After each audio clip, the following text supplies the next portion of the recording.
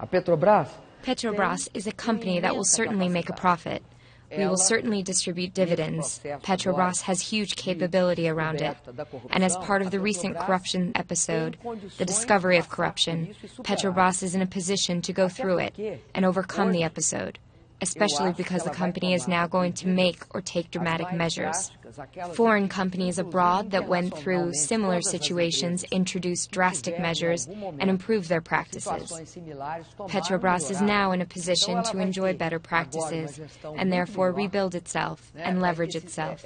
Do you think Petrobras will be able to file its accounts by, I think it's the end of April, which they need to do in order to get more money? I am certain, I am positive that Petrobras will be able to do so.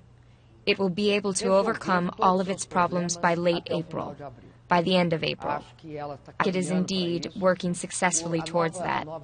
The new board of directors and the new board of trustees at Petrobras are moving to build that solution. That I can say with utmost certainty.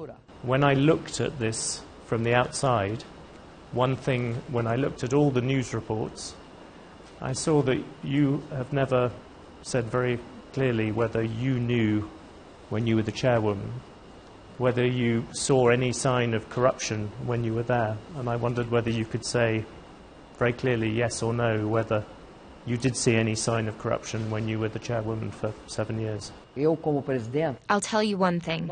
We, and I as president, we have done an investigation that is currently involving all the federal police servants in this country, plus the federal prosecutor's office and all members of the judiciary who are currently involved to look into and discover what actually happened within Petrobras. But it was not simply or merely a matter of mismanagement. Not at all. Notice, for example, that it is former president. I mean, there is no evidence whatsoever that they were involved. The council or the board of trustees or the auditors committee was made up by members of the business community, high-quality members of the business community, not just myself. I mean, I was the chairwoman, the chairperson, together with a number of several important Brazilian members of businessmen and women. But you never saw any sign of this wrongdoing?